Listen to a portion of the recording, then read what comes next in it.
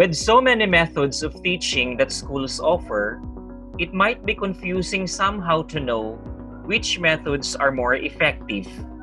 Luckily, with a theme-based approach, students will experience an almost unlimited variety of amazing real-life topics, which makes learning much more fun and challenging. I would like to invite everyone to subscribe and keep updated with new contents and sessions. Research says that learning is comprehensive when it undergoes a process of integration. This means when students are able to see how certain facts and ideas connect with other learning areas, it will add meaning to their learning. This session will focus on determining meaningful transfers in the contents of the learning modules. Because theme-based learning and assessment needs careful treatment, the teacher is supposed to plan the activities in advance even if he is experienced. Planning as the beginning of good assessment design will ensure everything will be carried out as planned. In planning, there should always be some choice points in theme-based teaching, learning, and assessment.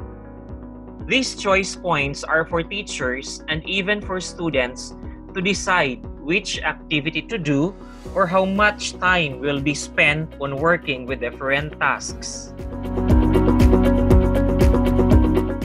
Effective theme-based teaching and learning and assessment is extremely crucial on teachers in both planning and implementation.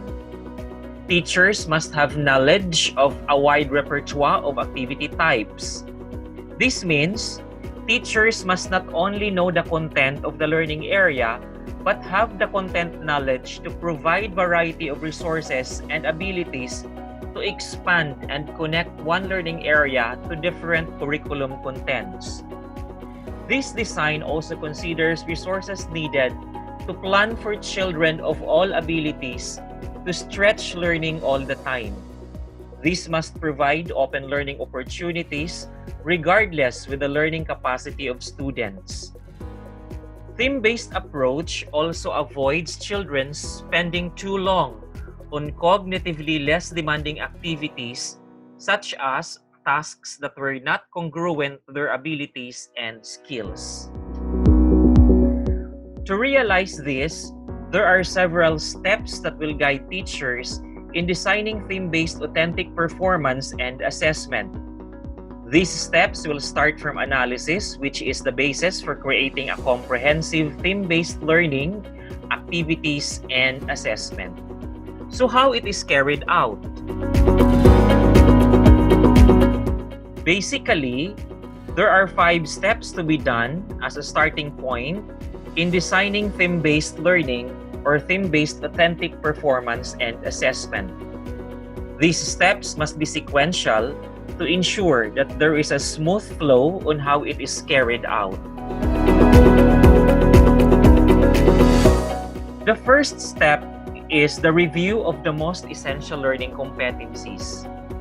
This step focuses on articulation of competencies within and across learning areas, including mapping of similarities and uniqueness of the different competencies.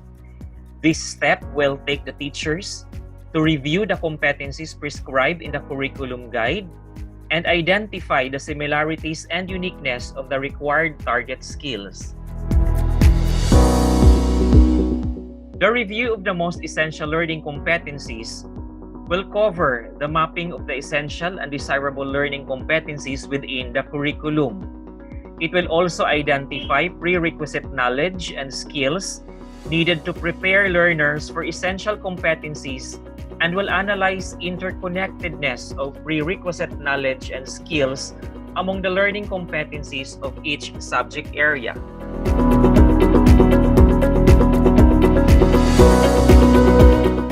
The second step is reviewing the content of the modules.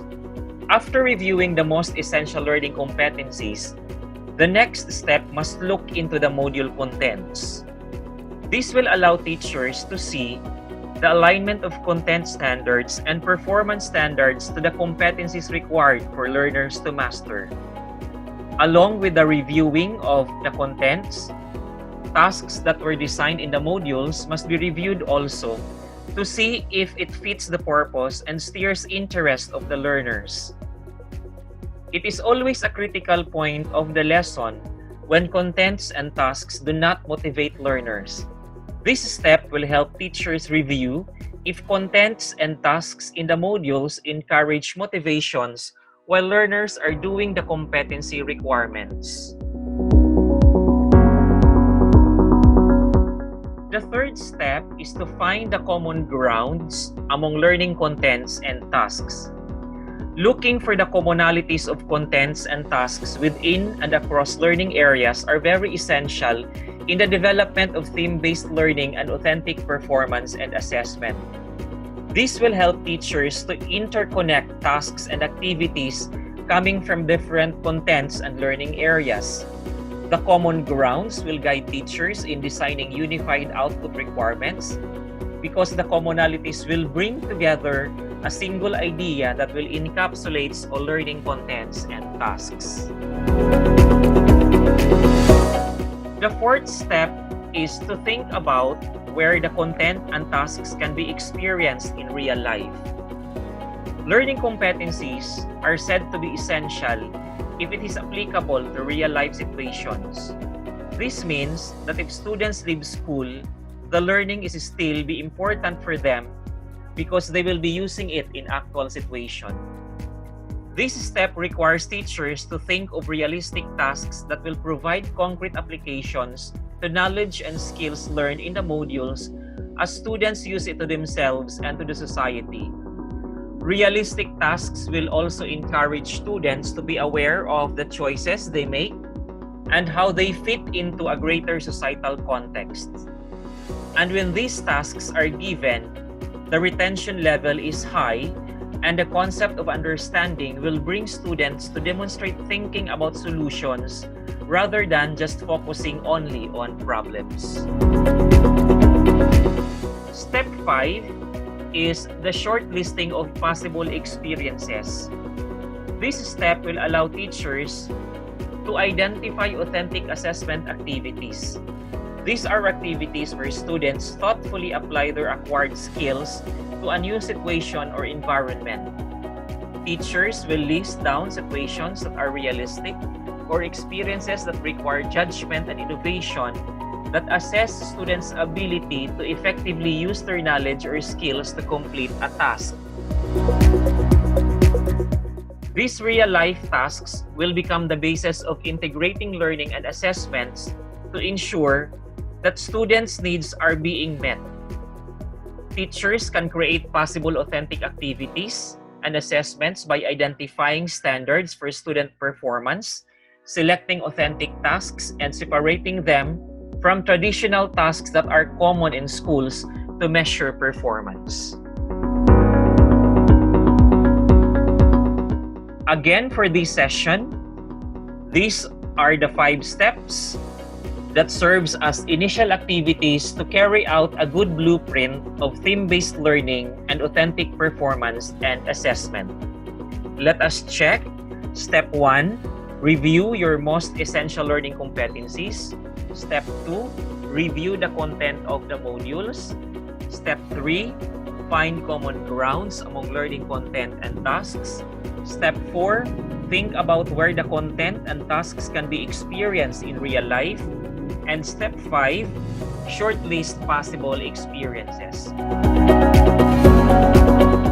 Watch out for the next session focusing on determining themes and thematic experiences. Again, don't forget to subscribe for more sessions and updates. In the new normal, we are bound to take the challenge, and we are in this together. Para sa bata, para sa bayan.